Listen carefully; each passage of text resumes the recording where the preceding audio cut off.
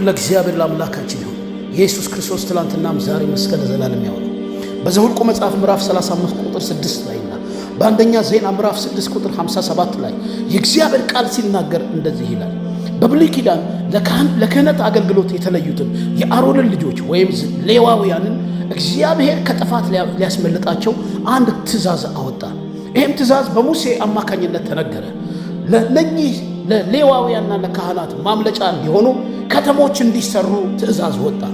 ይህ የብሉይ ኪዳን ሕግ ሁላችንም እንደምናውቀው ዓይን ያጠፋ ዓይኑ እንዲጠፋ፣ የገደለ እንዲገደል፣ እግር የቆረጠ እግሩ እንዲቆረጥ፣ ኮንሲኩዌንሱ እዛው በዛው ነው የሚከፈለው። ስለዚህ እድል የለም በብሉይ ኪዳን እንደገና የመኖር ወገኖቹ። እግዚአብሔር እነኚህ ካህናትና ሌዋውያን እንደገና ሌላ እድል እንዲጨመርላቸው ወደ እነኚህ ከተሞች እንዲያመልጡ ከተሞችን እንዲገነቡላቸው አዘዘ። ስለዚህ አንድ ደካማና ኃጢአተኛ ሰው ኃጢአት እንደሰራ ወዲያውኑ የብሉይ ኪዳን ሕግ እንደሚፈርድበት ሞት ከፊት ለፊቱ እንዳለ ሲገባውና ሲያውቅ ሮጦ ወደዚህ ወደ ተዘጋጀው ከተማ ገብቶ ያመልጣል። የማምለጫ ከተሞች ተሰሩላቸው። በብሉይ ኪዳን ኃጢአተኛ ሰው እድሜውን ለማርዘም ያለው አማራጭ ሮጦ ወደዚህ ወደ መማፀኛ ከተማ መግባት ነው። ወደዛ ከተማ በሆነ አይነት ምክንያት መግባት ካልቻለ ተወግሮ ይሞታል። ለኃጢአቱ ስርየት ማቅረብ የማይችል ሰው ሲሆን ተወግሮ ይሞታል። በተለይ ካህናት ተወግረው ይሞታሉ። ስለዚህ ማምለጫ ከተማ ተሰራላቸው። ኢየሱስ ክርስቶስ ጌታ ነው። ወገኖች ሆይ ብሉይ ኪዳን ላይ ያለው የመጽሐፍ ቅዱስ ትምህርቶች ሁሉ ጥላ ናቸው። አካሉ አዲስ ኪዳን ላይ ያለው። ለምሳሌ በብሉይ ኪዳን በግ ይታረድ ነበር ለኃጢአት ስርየት። በጉ ክርስቶስ ኢየሱስን አዲስ ኪዳን ላይ ይወክላል። ጥላው በግ ሲሆን አካሉ ግን ኢየሱስ ነው። በብሉይ ኪዳን ካህናት ሁሉ ሰውነታቸውን በውሃ ያጥባሉ፣ ራሳቸውን ስጋቸውን አንጽተው ወደ ቤተ መቅደስ ይገባሉ። በአዲስ ኪዳን ያ ውሃ ቃሉን ይወክላል።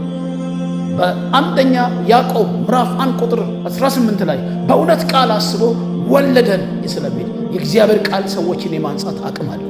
በዮሐንስ ወንጌል ምዕራፍ 17 ላይም ኢየሱስ እንዲህ አለ፣ ከሰማችሁት ቃል የተነሳ ንጹሐን ናችኋል። ክብር ለእግዚአብሔር ነው። የእግዚአብሔር ቃል ሰዎችን ያነጻል። ስለዚህ ብሉይ ኪዳን ላይ ያሉት ጥላዎች ሁሉ የአዲስ ኪዳን አካሎች ናቸው። ለዚህ ነው በማቴዎስ ወንጌል መጽሐፍ ላይ ጌታ ኢየሱስ ክርስቶስ ሲናገር ምን አለ?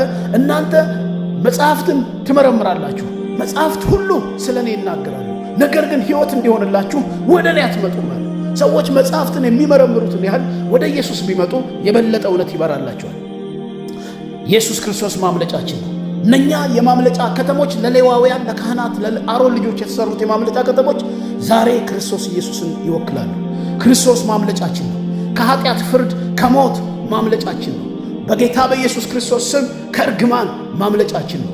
ወገኖች ሆይ አንድ ጊዜ ይሁዳ ኢየሱስ ክርስቶስን እንደሸጠው፣ አምላክን እንደሸጠው፣ አዳኙን እንደሸጠው ሲገባው ተጸጸተ ይላል መጽሐፍ። ከዛ ገንዘቡን ወደ ካህናት እግር ስር ሄዶ በተነላቸው። ነገር ግን የተጸጸተው ጸጸት ለንስሐ የሚመልስ አልነበረም። ወደዚህ ወደ መማፀኛ ከተማ ወደ ኢየሱስ የሚያመጣ አልነበረም። ክስ ነበረበት። የአእምሮ ክስ ነበረ። የጠላት ክስ ነበረበት። ራሱን አንቆ ገደለ ይላል መጽሐፍ ቅዱስ። ዛሬ በክስ የምትቸገሩ ሰዎች፣ ዛሬ በኃጢአት ክስ፣ በሰይጣን ክስ፣ በክፉ ሰዎች ክስ የምትቸገሩ ሰዎች ክሳችሁንና ፋይላችሁን ቀዶ ነፃ የሚያደርጋችሁ የመማፀኛ ከተማችን መሸሸጊያችን ኢየሱስ ነውና ወደ እርሱ እንድትመጡ እጋብዛችኋለሁ። በዮሐንስ ወንጌል ምዕራፍ 8 ላይ አንዲትን ሴት ፈሪሳውያንና አይሁዳውያን ይዘው ወደ ኢየሱስ አመጡ። ሙሴ በሕጋችን እንደዚህ ብሎ ጽፏል፣ እቺ ሴት ስታመነዝር ተገኝታለች፣ ሲያመነዝር የተገኘ ደግሞ ይወገራል አሉት። አንተስ ምን ትላለህ አሉት። ድንጋይ ይዘው ቀጥሎ ካፍ የሚወጣውን ፍርድ ጠብቀው። ምህረት የሚያውቀው የእግዚአብሔር ልጅ በምህረት ወደኛ የመጣ በይቅርታ ወደኛ የመጣ የመማፀኛ ከተማችን ማምለጫችን ኢየሱስ ግን ዝቅ ብሎ ወደ መሬት እየጻፈ ዝቅ ብሎ እየተከዘ ወይም እያሰበ ከእናንተ ውስጥ ኃጢአት የሌለበት ይውገራት አላቸው። በሮሜ ምዕራፍ 5 ላይ ሁሉ ኃጢአትን ሰርተዋል፣ ሁሉ የእግዚአብሔር ክብር ጎሏቸዋል። ሮሜ ምዕራፍ 3 ላይ ቁጥር 10 ላይ ይሄን ይናገራል። ሁሉ የእግዚአብሔር ክብር ጎሏቸዋል፣ ሁሉ ኃጢአትን ሰርተዋል። ከአዳም ጀምሮ ማንም ሰው ማንንም ሊከስ አይችልም። ነገር ግን ከፍርድ ማምለጫ ኢየሱስ ብቻ እንደሆነ ኢየሱስ ክርስቶስ ለዛች ሴት ነገራት። ሁሉም ድንጋያቸውን ጥለው ሄዱ ይላል መጽሐፍ። ወደ ኢየሱስ ክርስቶስ እቺ ሴት ቀና ብላ ሳታይ አዘቅዝቃ ኢየሱስ እንዲህ አይነት ጥያቄ ጠየቃት። አንቺ ሴት ከሳሾችሽ ወዴት አሉ አላት። እሷም ወዴት እንደሄዱ አላውቅም አለች። እንደነሱ አይደለችም፣ አልጠቆመችም። ምህረት የበዛላት ሴት ነች። ደግመሽ በደል አትስሪ። ይሄ ኢየሱስ ክርስቶስ መልስ ነበር። ወገኖች ሆይ ጌታ ኢየሱስ ክርስቶስ የማምለጫ ከተማችን ነው፣ የማምለጫ አለታችን ነው። ዛሬ በዓለም ሆናችሁ ከዚህ ኃጢአት ከዚህ ስራት ማን ይፈታናል ለምትሉ ሰዎች መልእክት አለ። ማምለጫችን ከኃጢአት ከስራት የምንፈታበት ኢየሱስ ክርስቶስ ነው። ወደ እርሱ እንድትመጡ እጋብዛችኋለሁ።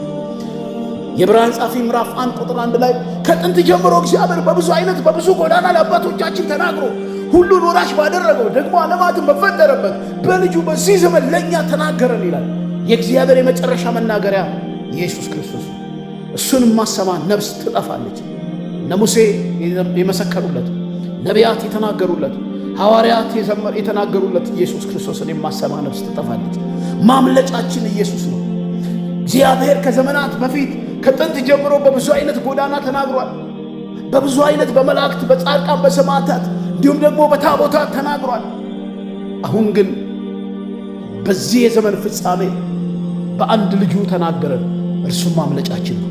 ወደዚህ ወደ ኢየሱስ ክርስቶስ የሚመጣ ሰው እንደዚህች እንዳመንዝራይቱ ሴት ከወጋሪዎቹ ያመልጣል፣ ከክሱ ያመልጣል፣ ከርግማን ያመልጣል፣ ከእናት ከአባት የውቃቢ መንፈስ ያመልጣል።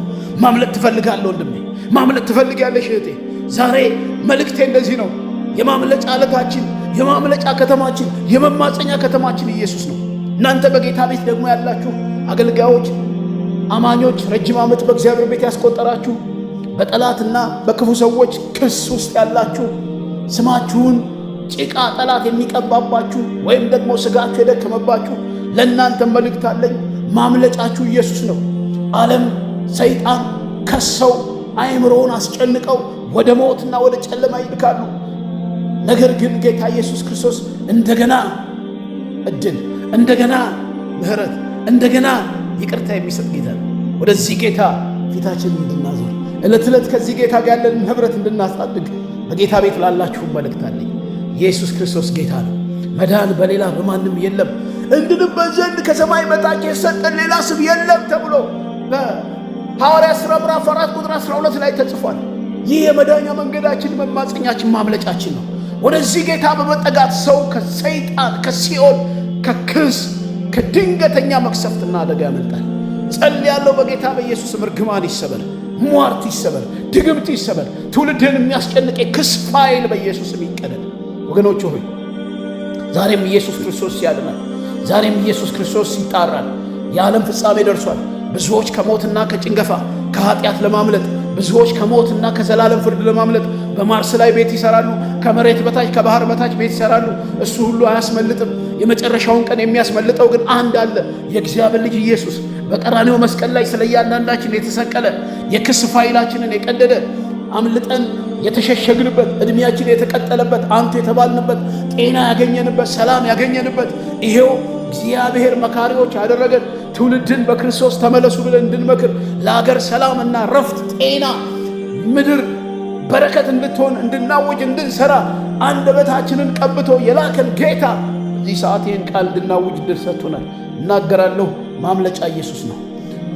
ዮናስ እንደዚህ አለ፣ ወደ ታች በወርድ አንተ በዛለህ፣ ወደ ሲኦል በወርድ አንተ በዛለህ፣ ወደ ላይ በወጣ አንተ በዛለህ። እግዚአብሔር የሌለበት ዓለም የለም።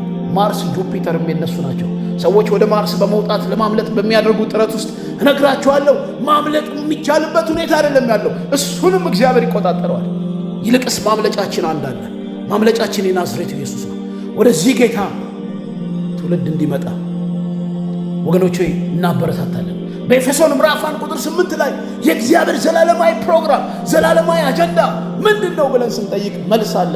ዓለምን በክርስቶስ ኢየሱስ መጠቅለል የእግዚአብሔር ፕሮግራም ነው። ዓለም በክርስቶስ እንድትሆን የእግዚአብሔር አጀንዳ ነው። ጌታ ከመምጣት የዘገየው ለምን እንደሆነ ታውቃላችሁ ወገኖች ሆይ?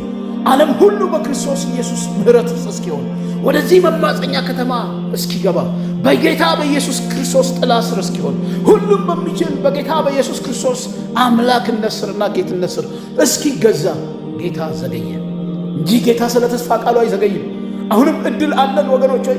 ይህን የምሥራች ድንገት በሞባይላችሁ የምትሰሙ ሁሉ ከጌታ ከኢየሱስ ክርስቶስ ጋር እንድትገናኙ እጋብዛችኋለሁ።